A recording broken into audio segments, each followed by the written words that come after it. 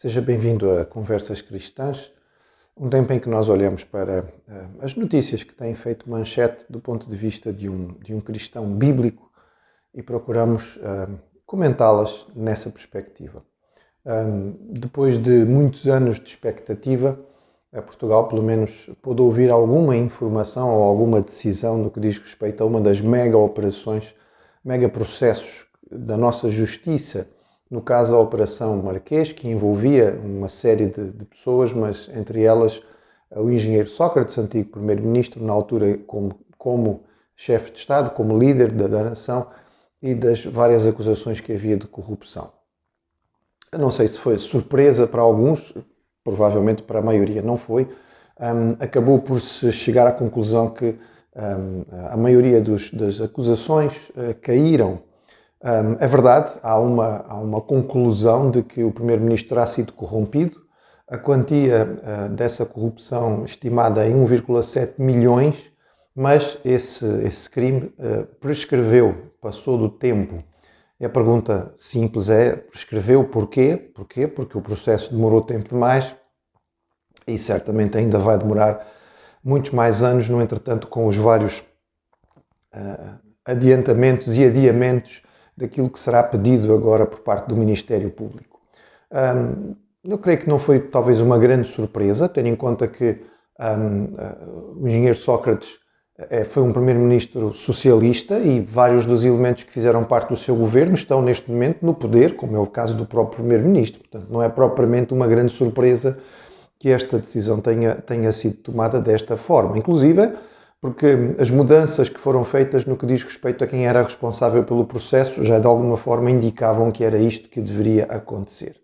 E os grandes processos que existem no nosso país seguem provavelmente a mesma linha, não é?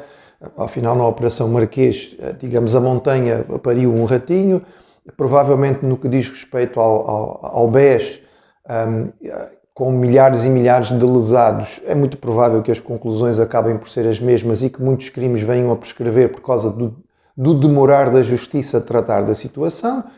Recentemente vimos que houve venda de barragens da EDP, os impostos não são pagos, mas isso também não é problema absolutamente nenhum. Houve um documento feito a respeito de corrupção a nível internacional nos Estados Unidos da América que cita de forma específica o presidente de uma grande instituição desportiva portuguesa, o Benfica, mas isso também não é problema absolutamente nenhum, apesar do senhor estar envolvido em inúmeros processos. Aliás, a Justiça Portuguesa recentemente indicou para um cargo europeu um juiz com um currículo adulterado e isso acabou por se fazer de conta que não foi nada, varreu-se debaixo do tapete e ficou por isto mesmo. Muito interessante que o novo livro do engenheiro Sócrates seja prefaciado por Dilma Rousseff, presidente do Brasil, que foi derrubada por corrupção, que sofreu impeachment. Enfim, se ele acha que é interessante que seja ela a fazer o prefácio do seu livro, tudo bem, isso já dá alguma indicação. E Dilma Rousseff conclui que há muita semelhança entre Sócrates e Lula. Realmente há muita semelhança entre os dois. Ambos lideraram governos com grandes implicações no que diz respeito à corrupção, ambos com uma linha de governação teoricamente socialista e que acabou por mostrar muito pouca preocupação verdadeiramente com o povo, e ambos acabaram por ser, em boa medida, ilibados por juízes que são amigos, que são pessoas colocadas no poder por eles mesmos. Foi o caso de Lula no Brasil, em que um juiz que ele indicou para o Supremo Tribunal não pôde de forma nenhuma dizer que ele não é corrupto, porque ele é, e está mais do que provado, mas disse que, afinal de contas, o tribunal que tomou a decisão sobre ele não tinha jurisdição para fazer isto porque pertencia a um outro Estado. Enfim, são técnicas e manobras por parte da Justiça. A Justiça costuma ser representada por uma estátua com os olhos vendados.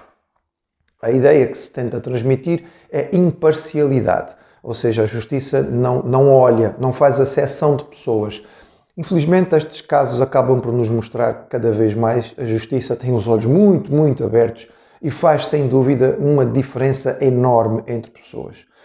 Se nós perguntarmos às pessoas, de forma geral, se acham que o engenheiro Sócrates é culpado e é um corrupto ou não, a esmagadora maioria das pessoas vai dizer que sim, o seu nome está ligado à corrupção, mas a verdade é que a justiça faz de conta que não é nada. Ou seja, esta situação leva-nos a tirar algumas conclusões. Impunidade, sim, é o que nós percebemos.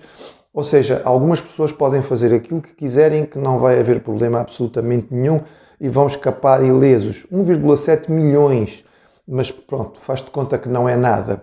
Desigualdade, sem dúvida nenhuma, as coisas não são iguais para toda a gente. O pobre que deve 500 euros vai ter que pagar. E se não tiver condições, vai ser multado. O seu salário vai ser confiscado pelo Estado. Se for necessário, ele vai para a prisão e assunto encerrado e não há como reclamar. O rico pode dever milhões e o crime prescreve. Desilusão e descrédito. O problema é este. Porque, afinal de contas, a conclusão que nós chegamos é de que a justiça não funciona.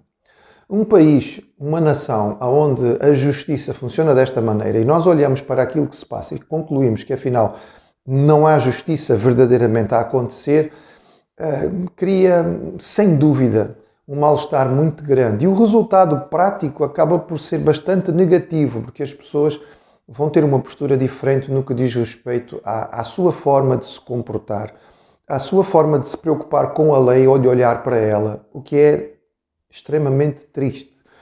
Principalmente numa nação que ainda, de alguma forma, se apresenta como tendo uma base cristã. O que é que a Bíblia nos fala a respeito de justiça? Fala-nos muito e fala-nos a respeito de um Deus que é justo.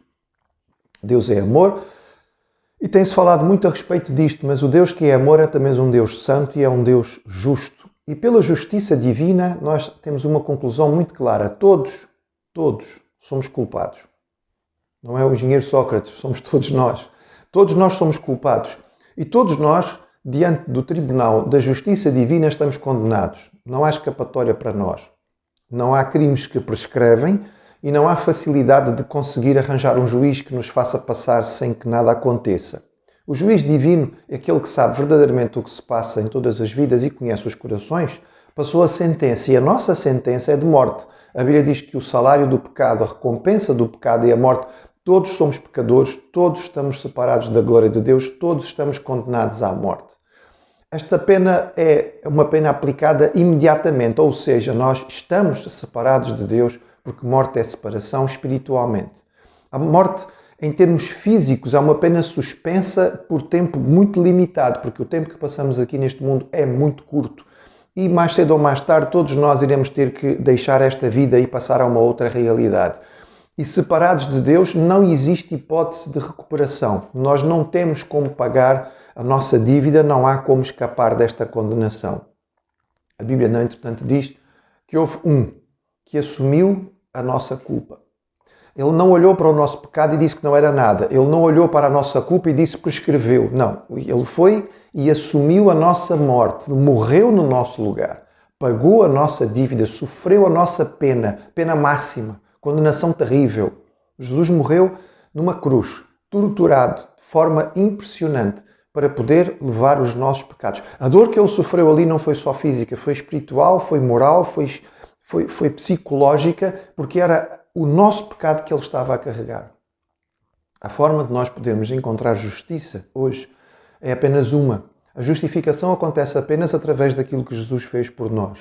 Nós só podemos ser considerados justos quando nós reconhecemos o nosso pecado, quando nós confessamos diante de Deus que somos pecadores e merecemos a morte, mas quando nós pedimos a Ele que tenha misericórdia de nós e aceitamos aquilo que Jesus fez em nosso lugar. Ao fazer isto, a Bíblia diz que nós podemos receber e recebemos uma vida nova. A nossa ficha é limpa e somos classificados justos, não porque o crime prescreveu ou porque alguém passou a mão por cima, porque a nossa pena já foi paga em Jesus na cruz. Esta é a única forma, segundo a Bíblia, de haver justiça verdadeira.